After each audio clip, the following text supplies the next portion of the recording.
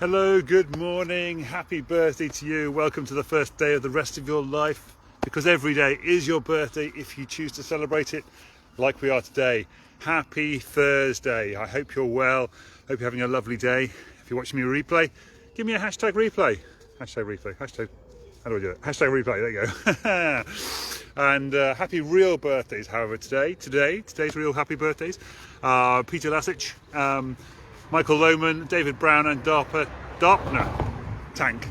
I'm not sure where I met most of you, I'm afraid. Darpna, I think it was on the NLP course with Gemma back in 2016. If not, let me know. And the other three of you, Peter, Michael and David, please let me know in the comments below where we met and what you do and what we can buy from you if people want to buy from you. Hello viewer, how you doing? Love you too. Start off every day as we always do, thinking about the one thing that we're going to achieve today, or if you're doing this every hour, do the one thing you're going to do in the next hour. Blow out the candle on this cake.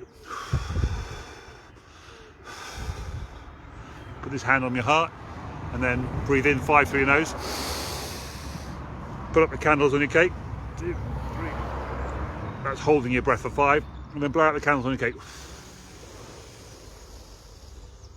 While you think about that one thing that you're going to get done today or in the next hour before tomorrow when we see each other again.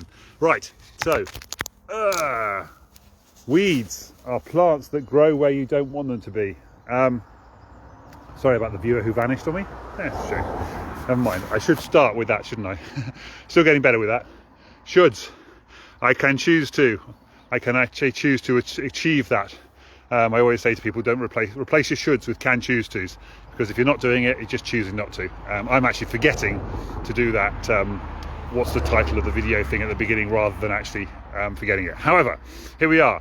Our mind is like a garden, and I have stopped today at the allotments specifically for this topic of today. I probably should have started with that, shouldn't I? Never mind. Okay. We shall see if people bother to turn. Anyway, whatever. Anyway, and on today's video of the day from Dan Locke, top 10 from Dan Locke. No, not this one. This is the this is about flexible working. Today's Blinkist book of the day. I'm only halfway through that one because there's a much shorter run coming to the allotments because I live just over there. So there you go. Right, so. Our mind is like a garden, like a set of allotments. In fact, more like an allotments than a garden, actually, because. And Dan Locke was saying that when you plant a rose in a garden, what do you expect to achieve? A rose will grow. Well, that's not strictly speaking true. Well, it kind of is true, of course. Plant a rose and a rose grows. Yes, absolutely. But it does take some cultivation to get a rose, and it's the same thing with the allotments here. What happens if you don't plant anything? Well, in fact, here you go. Here's a classic example. This is a used to be a compost heap, I guess. And what's growing inside here in the compost heap? Good morning, Manoj. Hello to you. Just stuff, isn't it? Just what most people would class as being weeds here. And the same thing here. What's growing on this grass here, on this area here, which is weeds. Now, last year there was all sorts of plants growing on this area here. But now it's just unknown, unwanted stuff growing here. It's not specifically what people want. There is a little something growing over there. Look, looks like they've planted something specific over there. And you can see that the grass, the ground has been churned up and so forth. So that's just a little bit like our minds. Over here we've got some here you go, some leeks or possibly some onions. I'm not sure. But people have specifically grown them. We've got a flower there. Look, a little flower growing in there. Flower growing over there. There you go. Cool. Basically, you get what you plant, and so I'm going to step outside of the allotments here because I'm not supposed to be here because it's not. I don't own. There's some daffodils over there. Look. So people have planted those daffodils because they wanted those daffodils to be there, and that's just like our minds. We plant in our minds. Hello, Jasmina. How you doing? Good day to you, in fact. Hello, Australia. It must be late in the evening for Australians. Hope you're well. Well, not late in the evening. What is it, 12 hours or so probably like 8:30 in the evening. But hello, how are you doing? So yes, so our minds, we get what we plant in our minds. So whatever it is we feed our minds with, is what we end up achieving in our lives, and it's what we get. I'm going to have to put this down because I can't be having that up on my hands like that. I'm going to put you down like this again. Cool. So yes, and obviously you put that manure down, don't you? You put the feed in the ground to try and get the plants to grow, the right plants to grow, because the right fertilizer will grow the right kind of flowers. And it's the same thing in our minds. You put the right stuff into your minds and the right stuff will grow. You feed it with negativity and the news and trashy magazines or whatever, and gossip. And what grows in your mind is gossip and negativity and the news and the fear mongering and scared stuff and all that kind of stuff. So yeah, you choose what you put into your mind and you choose what you grow in your mind. So why don't you make better choices? So this is the shoulds thing. Turn that shoulds into can choose tos again. So I'm saying you should watch less news.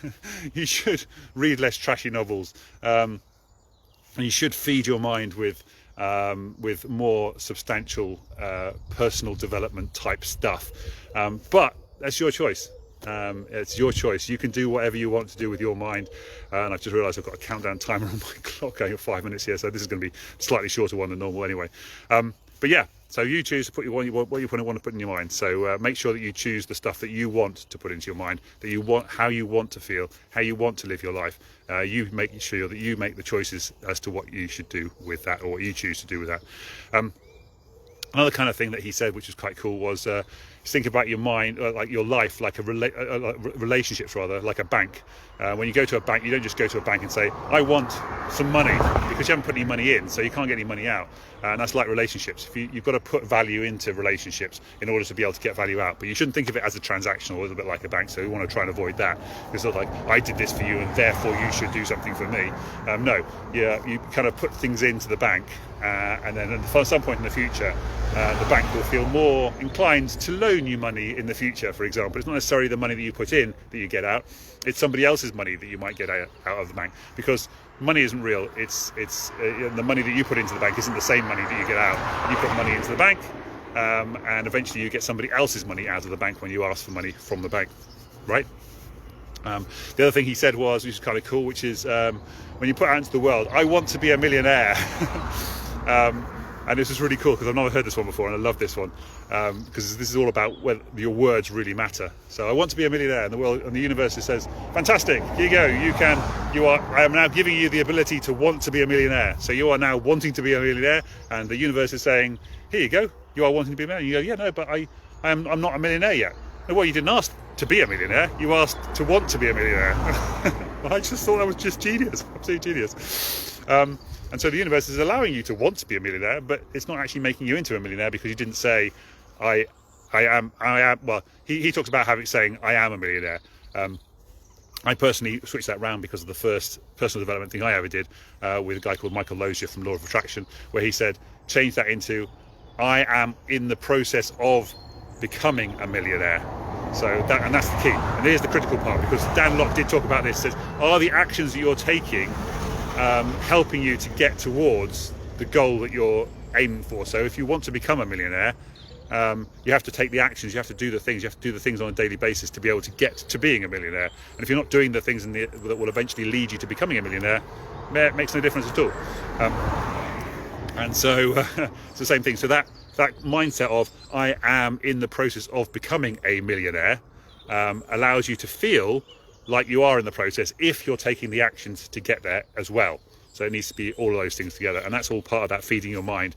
Rather than allowing weeds, which are just plants growing where you don't want to be, you actually feed the plants you want, and you get rid of the plants you don't want. The thoughts you don't want, you replace them with thoughts that you do want, more empowering ones, and actions that you do want. So like I said before as well, that success is built on the bricks of failure.